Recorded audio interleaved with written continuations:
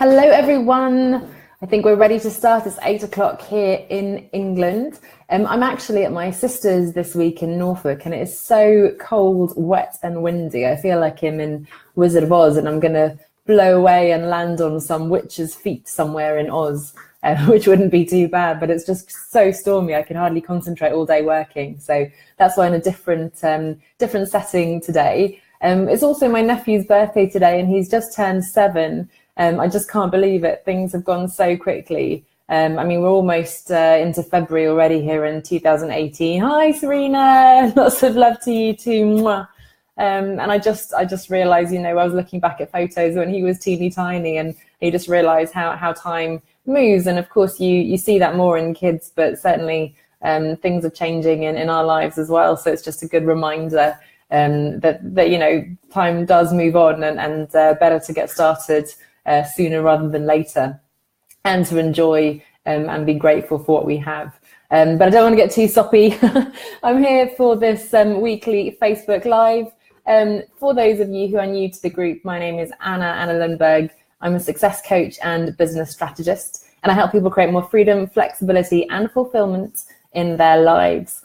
And this is a Facebook Live that I've started doing now every Wednesday evening. So as I said, 8 o'clock GMT UK time. So I hope this is a time that's going to be working for a lot of you in the coming weeks and months, as I'm looking forward to making this into a regular show. But do let me know. And of course, you can watch the video as a recording. I do upload it onto YouTube afterwards as well. And I tend to send it out in the email on Fridays as well. So there are lots of opportunities to see. But of course, the great thing about live is that I can say hello, like I did to Serena. I can see you guys. You can ask all your questions and comments, and we can have a bit more interaction. So, going forward, when this becomes a bit more of a regular thing, I'd love to see you guys on here. So that's me. And today, what I want to talk about is, what if you're not ready? So how do you even begin to prepare for a big career decision, a big leap, a big change in your career and lifestyle? Thank you. Mwah. Love you too.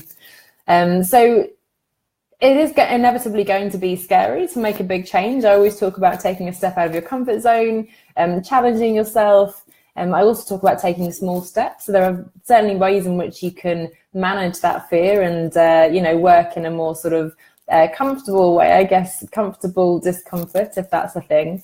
But the fact remains, the decision is always going to be a big one.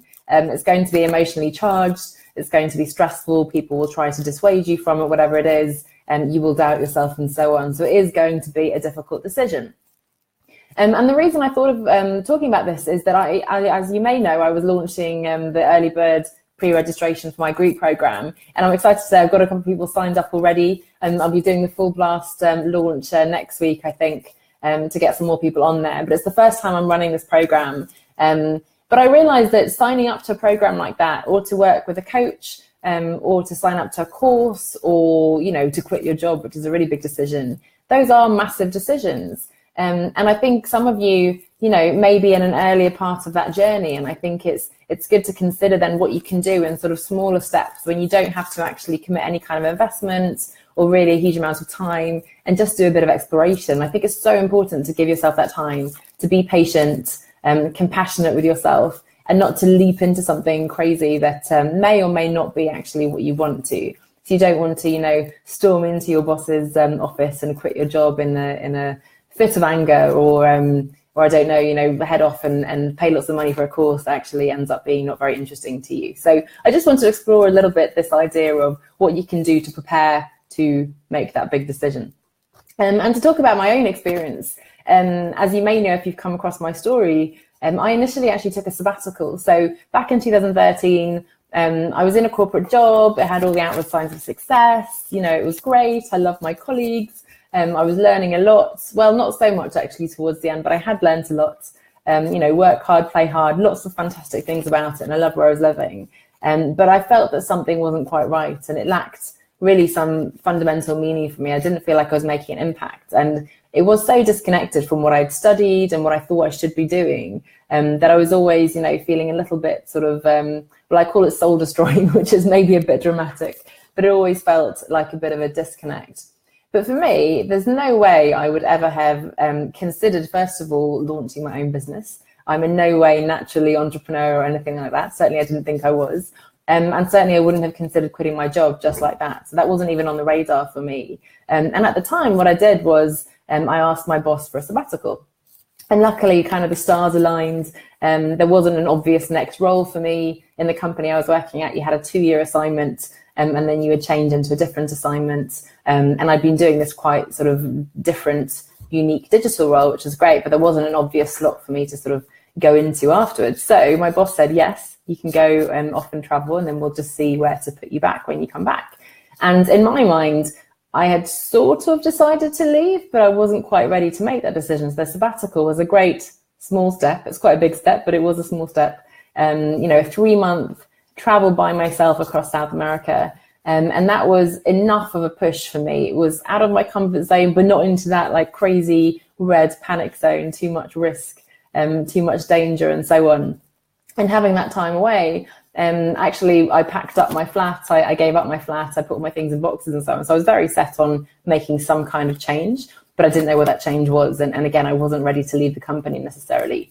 I was actually hoping they would send me somewhere exotic like New York or Singapore, which didn't happen in the end. So off I went for my sabbatical, and it was halfway through that I then decided to quit. And even after I'd quit and I'd come back, and that felt like an amazing decision, I was very close to being tempted back into another full-time job. I went for quite a few different interviews. I thought, oh, maybe just a slightly different role in a slightly different industry, that will be enough for me. And luckily, again, I managed to kind of fight that. I almost got a job, and I think that was enough to push me to the next step, which was to start my own business. And even there, I fell into doing work that was very similar to what I was doing before. All this babble about my story to say that it was a lot of different steps along the way. And certainly I couldn't have known what I wanted when I started. I wouldn't have had the courage. I wouldn't have had the tribe that I always talk about, the people around me, the connections, the skills and so on to take that leap. So don't worry if you're not in that place that you know exactly what you want. You're ready to commit to a big program that's going to give you your dream. You're going to launch that business. You're going to quit your job, change your career, whatever it is. Don't worry if that's not the case. And that's what I wanted to talk to you a little bit about today in terms of, as I said, what you can do to prepare yourself for that kind of decision. And then once you've done that, you may decide, actually, I don't need to change and it's fine. And that's good news too. So the great news is, I'm already hinting at the final point that I'm going to say today, but there is really no right or wrong decision here. So that's already some fantastic news. So the first thing I want to talk about is to understand why it is you want to change. So it's very easy to feel like, oh, I don't want to do this anymore, I'm going to do something else. But I think it's worth spending some time exploring what your reasons are. What isn't working today? What's missing? And in particular, of course, from your work then. Is it just, having an argument with your boss or some really annoying person in your team, or you're a little bit tired and you need a holiday? Is it just that the current project isn't so exciting, but actually it's going to pick up, or there's too much work right now, but maybe it'll slow down later on? Really exploring, is this just a temporary dip or a blip? Or is it something more sort of, I was going to say sinister, something a bit more profound that's going on, and really to explore that a little bit in more detail. Ask yourself, really, what is it that I'm wanting to change, and get quite specific there. What are the aspects that you like about where you are, and what are the aspects that you don't? So that's really the first thing, understanding why you want to change. And often we can say we know that we don't want this, but we don't necessarily know what we want instead, which is, of course, another piece of the puzzle that comes later. But certainly establishing, yes, definitely, I want to change, this is not what I want to do, is a big step in itself. So I think that's something to assess already. I certainly never want to persuade anybody to take that leap or take even these little steps. So it has to be you who decides. And a lot of us, I think, do look to other people to validate our decisions. It is very reassuring to hear people say, oh, wow, that sounds amazing, and that sounds great, and good luck, and so on, rather than, that's so scary, don't do that, you're an idiot, so you're giving up all this stuff. So we do tend to look for other people to validate our choices. And certainly I did that again during the sabbatical. I spoke to so many friends and family and so on, looking for people to tell me that it was the right thing to do, which some people did and some people didn't. But again, feeling in your gut, is this something that I want to do? full stop. That's sort of the first question. So first of all, why is it that you want to change, and do you even want to change? Then the second thing is to really establish where you are today. So again, before we even start looking at where do you want to get to, what do you want to do? Do I want to launch a business? What kind of business? How much money do I need? Am I going to quit? And all these bigger questions. You need to understand where you are today. And again, part of that is understanding the work environment and what you're enjoying, what you're not. But again, if you've been part of my community for a while, you know that I talk a lot about reimagining success in different areas of your lives. And it's not just that sort of narrow traditional definition of work and career and so on. And I'd really encourage you to look at those other areas of your life. And that can include health and well-being, relationships, romantic life, very important that some of us neglect sometimes, you know, learning and making an impact, having fun, all these different things. And I talk about these in the success audit. I talked about it in the webinar, if you did that for the 2018 planning session. But really considering, where are you today? So again, no judgment, no sort of, oh my gosh, I have to do this or change that, or I shouldn't be here. It's just observing at this stage. So understanding, being present in a way, and looking at where you are today. How do you feel about that? Are you, disappointed that you feel that there's some gaps there? Are you surprised by some things? And is it the case that perhaps it's not just work that is getting you down at the moment or for some time, and there are other things that you want to change too? And unfortunately, the reality is often a lot of these things do come together. So we may be very unhealthy, and therefore we've gained weight, and we're not exercising, we're not feeling well. That's tied to a stressful job that we're not enjoying. That has an impact on our relationships and our family and so on, and vice versa. Of course, negative relationships and so on can impact our work and our health and so on. So there's a lot of things that can be going there and interacting and going on there and interacting with each other. So again, really understanding where you are today and in all those different areas. And again, no judgment, just observing, understanding, and again, understanding where you might want to focus more attention going forwards. And that's really the next one. So first of all, understanding why you want to change, if you want to change at all. Second, understanding where you are today.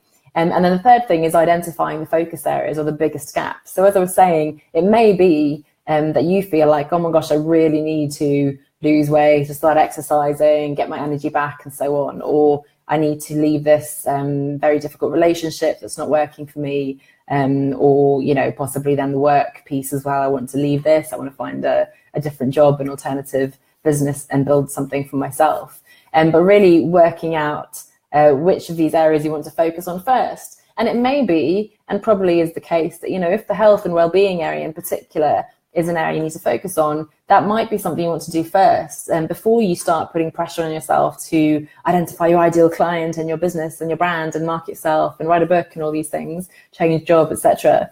And to really think about, how are you feeling? Very simple things. And I don't want to be patronizing, but I know I don't do these things either. But, getting enough sleep, eating enough, focusing on nutrition, exercising, going outside, being out and so on. And sometimes we lose sight of these things, and suddenly before we know it, we're not doing any of those things. So, health and wellness, I think, is absolutely foundational to anything else. And I would always start there before making any other change. And again, relationships, I'm certainly not a relationships expert or coach or therapist in that area, but I'm certainly aware that there are often some other things going on there. So perhaps it's worth focusing your attention on those areas, and not, again, diving straight into work or career change in business and so on. So that's that. And then another thing in terms of moving forward and getting a bit more concrete in terms of possibly considering a change, is that I really like to establish criteria. So I think, again, we think that we need to find that dream job or the ideal business. We need to get super, super clear on what the vision is going to be and our purpose and our mission and all these things. And actually, what I find more helpful is to establish some parameters or some framework. So it's criteria. And when I say criteria, I mean both in terms of the big picture. So the values you want a job or a career to hold for you, freedom, creativity, and all those big, lovely words. Also, the bigger mission or how it's going to fit into your personal life, your goals, and the big picture really in terms of criteria. So all those things you absolutely want a new job or new business to do for you. You want it to be fulfilling for you. You want to really see the impact you're making and so on. So the big picture, really important part of that criteria. The other piece is perhaps a bit easier, but as important, which is the sort of practical tips or practical framework around the job or the business. So it might be the hours you work or the location. You don't want to commute more than a certain distance. It's definitely going to be the money you earn. You know, money is a big fear for us. It can be a big blocker. So by all means, put a minimum sort of threshold for how much money you need to earn with that new step. So, you know, at this stage, we're not even deciding to make a change. We're just considering, okay, if I were to make a change, these are the criteria that change would need to fulfill. So again, looking at that big picture vision, I want to feel excited. I want to jump out of bed in the morning, loving my work. I want to have time for my kids, picking them up after school at the end of the day. I want to take Fridays off. I want to be able to do my yoga in the morning. I want to go for a run by the ocean, all those things, you know, in terms of the ideal sort of lifestyle that you want. And I should say that although I encourage you to dream big there, I suppose I should say that some of those criteria may be sort of obligatory or what do I call them, non-negotiable, in terms of being absolutely, this job has to bring in at least this amount of money. It definitely has to use this set of skills, or definitely has to allow me not to work more than X number of hours. So that's non-negotiable criteria. There may be other criteria that are important, but you know, you could potentially compromise. And then there are criteria that actually are just nice to have. You know, I don't know, be able to bring your dog to the office or have a jacuzzi and all these things. Some of those might be non-negotiable, but you know, some of them might be just, you know what, they would be great, but actually you'd be willing to compromise there. That was actually one of the tips that my first boss gave me in my company, in the big corporation where I worked. So in terms of changing assignment, he always said, you know, just establish sort of the top 3 criteria, and that also helps you sort of assess the different options in a more or less objective kind of way. So again, no pressure to establish exactly what you want to do, no pressure even to decide that you are going to change. At this stage, you're just exploring and establishing some parameters. So if I were to change, this is what needs to be true. And then the final thing I'd really recommend, or rather it's not even a recommended action, it's just a fact that I want to put out there for you. And this is that there is no right answer. And it's so incredibly liberating. And I've only just learned this recently, and I have to remind myself again and again. But there is no right answer here. So again, you can decide, you know what, I'm comfortable here. I'm not going to take that leap or even a step. Yes, I'm a bit frustrated, but you know what, I'm earning enough money. I like my colleagues, and you know, I take holidays now and then, and I get to see my family, and it's good enough. And that is absolutely fine. And in fact, I really recommend you to make that decision, bring that intentionality to the situation. And that applies to, you know, again, relationships and to health and well-being. You know, maybe we weigh a couple of kilos more than we want to, but you know what? At the end of the day, we'd rather eat that bar of chocolate and, you know, live with those extra kilos, and that's absolutely fine. Likewise with the job, and as I said, with the relationships and so on. So, you know, life is a bit of mixed and it's a balance and so on. So that is a great decision to make. Just make a decision is important. But as I said, there is no right decision, which also means there is no wrong decision. So as much as, again, we like to look to other people for permission or, you know, validation of what we want to do, yes, it can be helpful to get people's advice or at least perspective. You know, listen to it, take it on board, but then make your own decision. Yes, you can list pros and cons and analyze and so on. The truth is, you're never going to have all the information. It's impossible to predict exactly what's going to happen if you take route A or route B. So, you know, some information you can get, but you're never going to have complete information. So, you know, trusting your gut feel, your intuition, for what it is you want to do, and then going with that. And the best thing is, and I know this is a cliche, people say, oh, failure is fine and make mistakes and learn from them. But the truth is, it's not really a failure. You know, if you explore something, you do a little course, something, you know, it's not a big deal. If you then find you don't enjoy that, that's not a failure. That's actually great. That's the classic example that you've learned something. That's not what I want to do. And then you've stopped yourself from going, you know, 10 years down that rabbit hole and doing something you'd absolutely hate, or at least wouldn't get you where you want to be. And that is a great success, in fact, and it's certainly moving you forwards. And again, don't beat yourself up if you do change your mind. Certainly we shouldn't be, you know, changing our minds and being completely sort of wishy-washy and fickle. I think if we're constantly chopping and changing, we're not really giving the job or the role or the business a chance. And I think that's true for relationships and diets as well too, right? So if we never give the guy a chance, or, you know, follow the strict regime for long enough, then we're not going to see if there actually are results that we enjoy. But certainly exploring these different avenues, career paths, businesses and courses and so on. Give yourself a bit of time to explore, but then it's absolutely fine if it feels wrong for you further down the line. Don't feel that you're then wedded to that particular route and that you have to follow it. And again, certainly don't worry about what other people think, because you are on this journey of finding what's right for you. And again, there is no right in an objective sense, at least, and only, as I said, what's right for you, what feels good for you right now. And that may very well and absolutely definitely will change over time. So those are 5 things that I encourage you to do if you're a little bit earlier in the journey, if you're not ready yet to take a decision, even as to whether you want to, quit or start a business, for example, alongside your job. And you're at that stage of sort of considering it and feeling a little bit inspired and beginning to maybe consider, but, spending this time, giving yourself permission to take it a little easy and not to rush headfirst into something that, you feel isn't right or you're not quite ready. And in fact, taking that time and being inspired is something that I'd also add. So as a final bonus recommendation, this group, I hope, is a place where you can feel inspired and connect with other people. I talk about finding your tribe a lot. And I think following other people's stories, seeing other people do similar things to you, struggle with those same fears and blocks and so on, but also seeing people choose other paths. When I went traveling, one of the best things about it was meeting all these people who had completely different experiences, backgrounds, aspirations, and so on. And for me, 3 months, taking a 3-month sabbatical with a guaranteed job when I got back was a huge leap. And it was incredibly daring. And everyone told me I was so brave. Once I got to South America, people I met there had quit to travel indefinitely, or they'd taken 2 years off, or they were unemployed.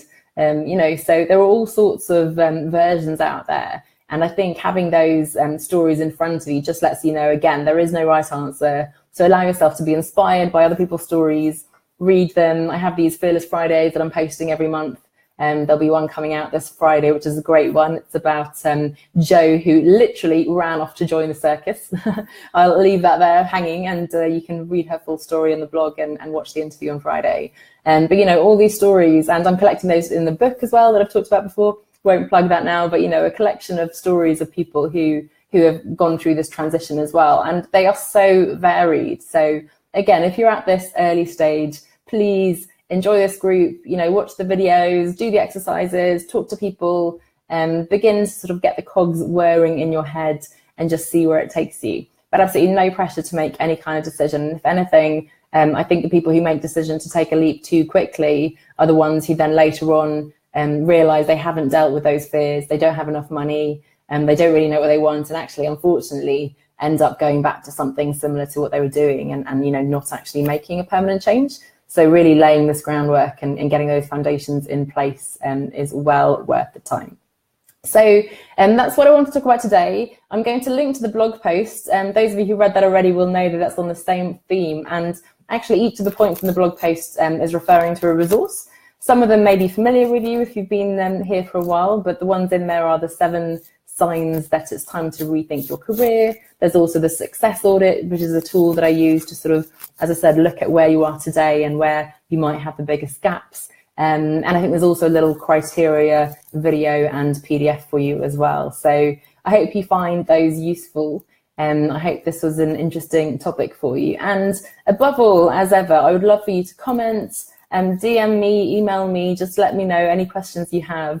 Anywhere you're feeling stuck or you have an idea, a suggestion. I'm always creating all these resources, whether it's a video or a PDF exercise or a blog post and so on. So I'd love to hear your ideas, where I can potentially help you a bit more. And also, above all, please do, participate in the group and share where you are on the journey at the moment and ask people and answer and just be part of the community. So I hope that was really helpful. I'm going to be back next Wednesday, again, 8 o'clock GMT. It is getting a bit late now, so my head tends to go to mush, so I am going to turn off now. But thank you for those of you who joined me, and have a fantastic week. Give yourself time, give yourself permission, go with your gut, and I will see you very, very soon. Bye for now, and talk to you soon.